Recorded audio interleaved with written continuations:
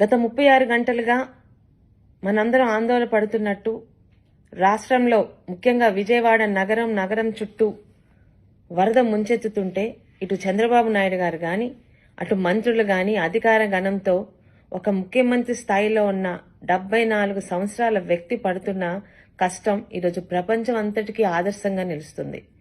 అలాంటి చంద్రబాబు నాయుడు గారి గురించి ఓడిపోయిన దగ్గర నుండి ఎక్కడ దాక్కున్నాడో తెలియదు కానీ ఈరోజు 2 కెమెరాలు ముందుకొచ్చి నోటికొచ్చినట్టు వాగుతున్న మాజీ మంత్రి అప్పలరాజు గారి గురించి ఆయనకి సమాధానం చెప్పడానికి మేము ముందుకొచ్చాను. అయ్యా అప్పలరాజు గారు, ఈరోజు చంద్రబాబు నాయుడు గారు తిత్లీలో ఏం చేశారు, హుదుహుదులో ఏం చేశారు, ఇప్పుడేం చేస్తున్నాడని కళ్ళుండి చూడలేని నీలాంటి కబోది మాట్లాడుతున్న మాటలకి ప్రపంచంలోని ప్రతి ఒక్కరూ అసహ్యించుకుంటున్నారు. డిజాస్టర్ మేనేజ్మెంట్ స్పెల్లింగ్ తెలియకపోయినా అర్థం తెలుసుంటుందనే అనుకుంటున్నాను. అందులో చంద్రబాబు నాయుడు గారిని మించిన నాయకులు లేరు.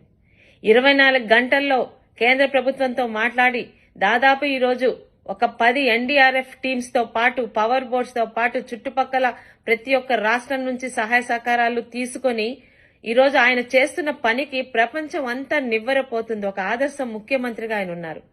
ఆయన వయసు కూడా మర్చిపోయి గత 36 గంటలకు ఆయన అసలు నిద్రపోయారో లేదో మాకు అర్థం కావట్లేదు.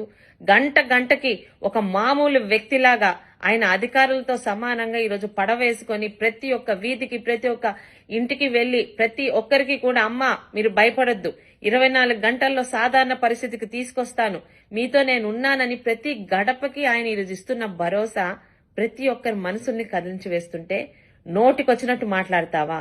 హుదుహుదులో ఆయన ఏం చేశారో నువ్వు చెప్పక్కర్లేదు. విశాఖపట్నం నగరాన్ని చంటి బిడ్డలా కాపాడుకున్న ఈరోజు ఎవరు విశాఖపట్నంలో మర్చిపోవట్లేదు. తిత్లీలో దాదాపు సచివాలయాన్ని అందరినీ ఈరోజు పలాస తీసుకొచ్చి 7 రోజులు ఒక ముఖ్యమంత్రికి ఒక మామూలు బస్సులో ఆయన నివాసం ఉంటూ పలాస మొత్తాన్ని మళ్లీ మామూలు స్థితికి తీసుకొచ్చారు. అలాంటి ఆయన గురించే మీరు మాట్లాడుతున్నారు. మీకు తెలిసొస్తే కదా ఈరోజు మీ వరకు గత 5 సంవత్సరాలు మీ పాలనలో నెల్లూరు జిల్లాకు చుట్టుపక్కల వరదలు వచ్చినప్పుడు ఒక హెలికాప్టర్లోని వెర్రి నవ్వులు నవ్వుకుంటూ చూసిన వెళ్లిన అప్పటి ముఖ్యమంత్రి జగన్మోహన్ రెడ్డి గారికి ఈరోజు నిద్రపోకుండా నిద్రాహారాలు మాని ప్రతి గడప తొక్కుతున్న మా ముఖ్యమంత్రి చంద్రబాబు నాయుడు గారికి ఎంత తేడా ఉందో ప్రజలకు అర్థమవుతుంది. దయచేసి అనవసరంగా కెమెరా ఉంది కదా నోటుకొచ్చినట్టు మాట్లాడితే నాతో పాటు ఏ తెలుగుదేశం కార్యకర్త ఇంతకు ముందులాగా కాముగా ఉండరని మీకు సున్నితంగా హెచ్చరిక చేస్తూ, చంద్రబాబు నాయుడు గారు ఎలా కష్టపడుతున్నారో రాష్ట్రంలోనే కాదు దేశంలోనే కాదు ప్రపంచంలో కూడా ఈరోజు మీడియా నుంచి చూస్తున్న మనిషి అన్న ప్రతి ఒక్కడికి మెదడున్న ప్రతి ఒక్కడికి అర్థమవుతుంది. మరి మీలాంటి పశువులకి ఎందుకు అర్థం కాదో మీరు మనుషులా పశువులా మీ ఇంగిత జ్ఞానానికే వదిలివేస్తూ ఫస్ట్ అండ్ లాస్ట్ వార్నింగ్ ఇస్తున్నాను అప్పలరాజు గారు.